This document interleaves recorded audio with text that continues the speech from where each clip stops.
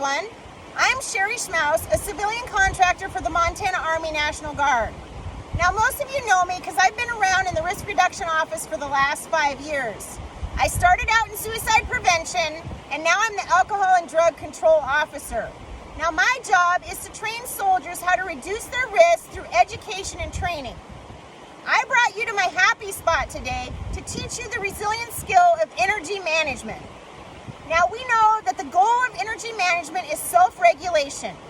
I've taught you about this topic since I started 5 years ago. I still believe everything I've trained you, and this is progressive training. I still believe the triad of wellness. I still believe Ask Care Escort. I still believe put it in perspective like I taught you last virtual drill. And I also believe in engage training, which was also taught last drill. Now, energy management, the goal is to actually allow you to get through the entire day as your best self, not giving your best at work and bringing nothing home for your family, or vice versa. Now, energy management also teaches you how to pinpoint and dig deep when you're in a very stressful situation so that you can control your energy so that you're not totally 100% completely drained after a stressful situation. An example of that would be, as I trained you, that your body is a vehicle, right? I'm a 67 Mustang. Now, if I drove my vehicle 100 miles an hour every single day, I certainly would not get very good fuel mileage, and I wouldn't be able to drive for very far. So today we're going to remind you, and how are we going to accomplish that goal? We're going to actually take control of your physical state in the middle of an activating event to control our thoughts, which we know controls our consequences eventually, which are our emotions and our reactions. Now, energy management, I told you, is very similar to put it in perspective. I'm going to use both of those skills today because, again, it's progressive. Fight or flight, right? Worst case scenario. It's usually a really good thing.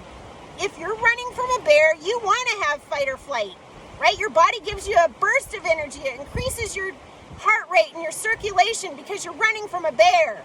The problem is when you're running from a bear all day long, or you live with a bear, right? So best case, right, the craziest scenario of all would be rest and digest, where you don't ever have to get out of bed.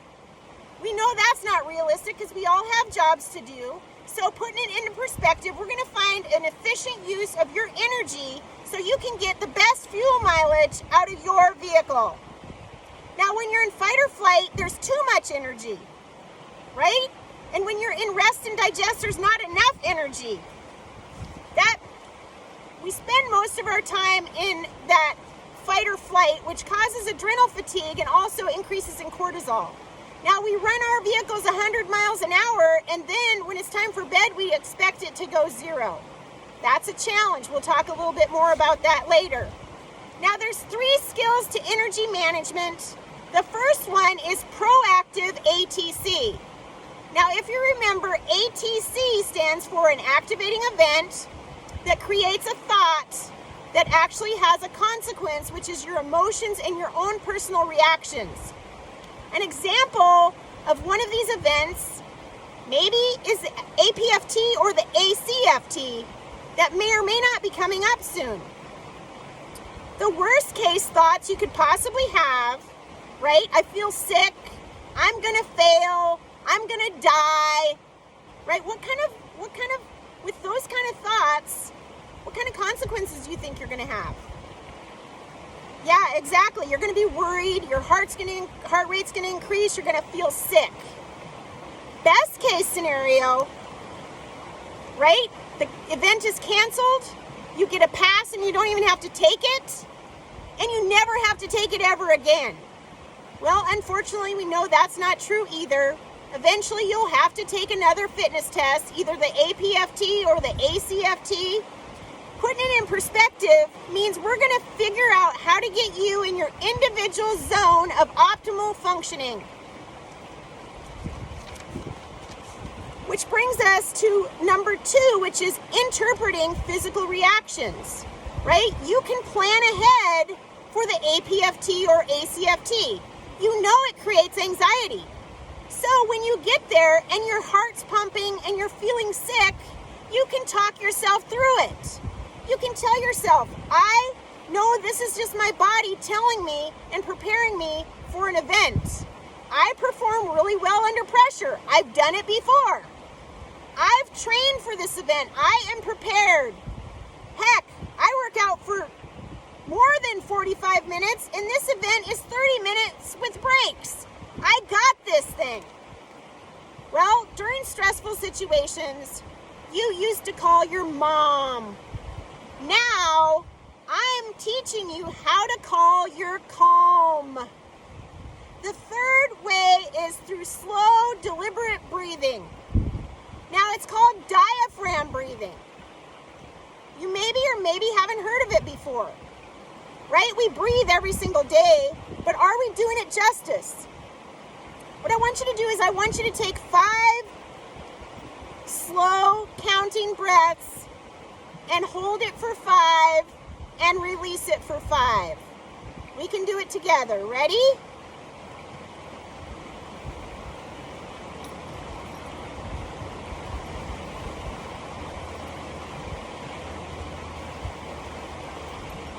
All right, now that's just a regular breath. Now I want you to get in the right posture, the right state of mind to get the best benefit for your breath. I want you to sit up nice and tall. I want you to put your hand on your heart and on your stomach. And I want you to take a super big breath counting to 5.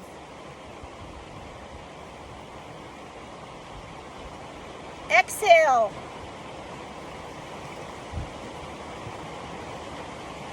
Now I want you to close your eyes and imagine yourself at your happy spot. Again, inhale, count of 5. Exhale.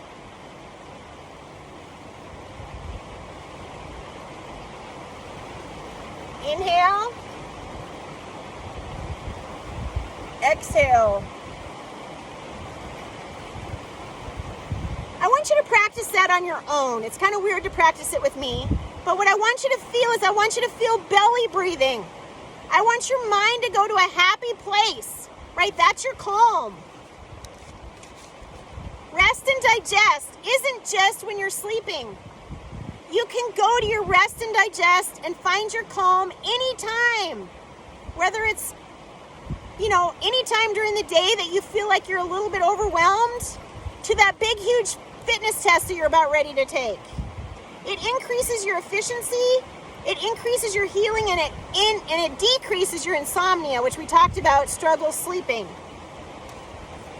When do we use energy management?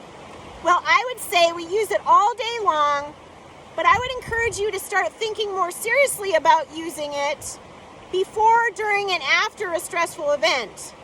Now, what do I mean by we use it all day long? I know you remember the nutrition stuff I talked about. Your body as a roller coaster controlling your blood sugar.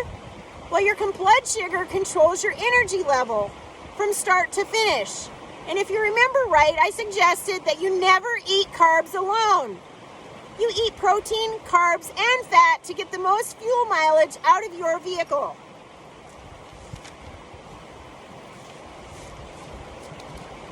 Where do you start? Well, I want you to start with the wellness wheel. You can pull it up on Google. I want you to look at that wheel and I want you to decide where you are struggling. The easiest place to start is the physical. That's why I talk about it so much. The triad of wellness, that's the easiest place, right? You can start eating nutritious meals regularly. There's so much information out there for you to research. You can drink more water. That's the cheapest solution to any problem that you might have. I would encourage you to think about it and just start drinking water first thing when you wake up in the morning. Drink water before coffee. Drink water before you do anything else. The next thing is exercise. I know it's been a challenge during this coronavirus thing we got going on to get creative and still maintain your fitness level. I would encourage you and challenge you to get creative. I have definitely gotten creative. I can tell you, I'm stuck in a camper with my husband, And it hasn't been very nice out here.